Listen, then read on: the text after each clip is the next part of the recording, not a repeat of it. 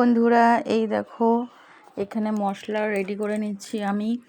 মশলাতে আছে সাদা সর্ষে, পোস্ত আর কাঁচা লঙ্কা।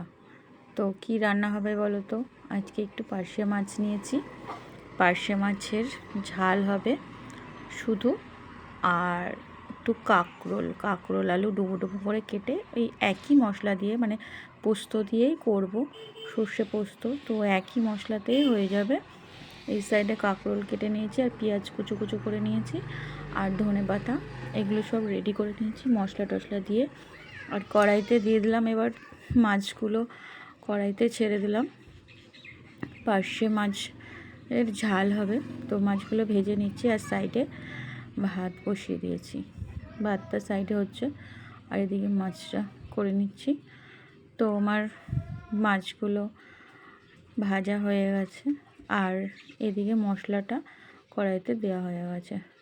পেঁয়াজটা একটু ভাজা ভাজা করে নিতে হবে, লাল লাল করে নিয়ে করে নিলাম আর কি, ভাজা ভাজা করে লাল লাল করে দিয়ে ওর মধ্যে মশলাটা দিয়ে দিলাম। আর মশলাটা তো বেশি কষা যাবে না, দিয়ে ওর মধ্যে নুন, হলুদ আর সামান্য একটু জিরে ধনে গুঁড়ো, মানে গুঁড়ো করাই থাকে, সেটা দিয়ে দিলাম অল্প করে।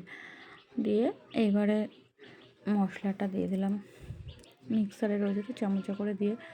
আজকে মশলাটা একটু শক্ত, মানে একটু বেশি শক্ত হয়ে গেছে, জলটা কম হয়ে গেছে, ওর জন্য চামচে করে তুলে দিতে হলো।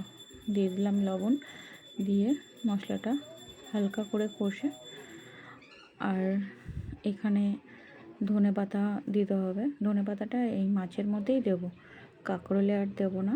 ধনেপাতা কুচিয়ে রেখেছি, ওটা মাছের মধ্যে দেবো বলে। তো এদিকে মশলা কষা হয়ে গেছে, এবারে দিয়ে দেবো জল। মশলাটা নাড়াচাড়া করে, বেশি কষলে আবার অসুবিধা আছে, পোস্ত সর্ষে তো হালকা করে কষলেই হয়ে যায়, বেশি কষতে লাগে না। দিয়ে দিলাম জল। জল দেওয়ার পরে সামান্য একটু ফুটে উঠলে দিয়ে দেবো মাছ। এইবার জলটা একটু নাড়াচাড়া করে ঢাকা দিতে হবে।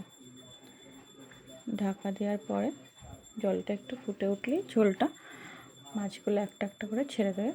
ওর মধ্যে উপরে ধনেপাতা ছড়িয়ে দেওয়া রেডি হয়ে যাবে মাছের ঝোল। ঝোল না, ঝাল, পার্শে মাছের ঝাল। পার্শে মাছ কিন্তু বাটা মাছের থেকেও টেস্ট বেশি। কাটার সময় একটু অসুবিধা হয়, বাটা মাছের যে পরিমাণে আঁশ থাকে, পার্শে মাছেতেও তার থেকেও বেশি আঁশ থাকে, প্রচুর আঁশ থাকে, আর অনেকটা সময় লাগে মাছটা কাটতে। তো রেডি আমার পার্শে মাছের ঝাল, আর এদিকে কাঁকরোলের তরকারি। আর তার ফাঁকে একটু ব্রেক নিয়ে নিলাম বাতাবি লেবু দিয়ে। বাতাবি লেবুটা অনেক দিন ধরেই রয়েছে বাড়িতে, তো ভাবলাম একটু দুপুর দিকে তো একটু বাতাবি লেবু কেটে বিট লবণ দিয়ে খেতে খুব সুন্দর লাগে। আর এদিকে কড়াই চড়িয়ে দিয়ে দিলাম কাঁকরোল। তেলটা গরম হয়ে গেছে, পাঁচফোড়ন, শুকনো লঙ্কা ফোড়ন দিয়ে পেঁয়াজ, আর এখানে রসুন দিয়েছি খানিকটা কুচিয়ে রসুন দেওয়ার পরে রসুনটা লাল লাল হয়ে গেলে তারপরে পেঁয়াজ, তারপরে আস্তে আস্তে ওটা ভাজা ভাজা করে নিয়ে কাঁকরোলগুলো ছেড়ে দিয়ে, কাঁকরোলগুলো ছাড়ার পরে আলুটা দিয়ে দেবো। দিয়ে এদিকে তরকারি হচ্ছে, আর আমি তরকারিটা রেডি করে চাপা দিয়ে তরকারিটা কষে মশলা দিয়ে চাপা দিয়ে অনেকটা টাইম লাগবে। তো এই ফাঁকে আমি লেবুতে একটু বিট লবণ ছড়িয়ে নিয়েছি, তখন আমার ভিডিও করা হয়নি, তো বিট লবণটা ছড়িয়ে তোমাদের দেখালাম উপরে। আর এই যে খাচ্ছি। তো টাটা বন্ধুরা, সবাই ভালো থেকো। আগামী দিন আবার একটা ব্লগ নিয়ে আসবো। অবশ্যই আমার পেজটাকে ফলো করে দেবে, আর লাইক, শেয়ার, কমেন্ট করে জানাবে আমার ভিডিও তোমাদের কেমন লাগে। টাটা, সবাই ভালো থেকো।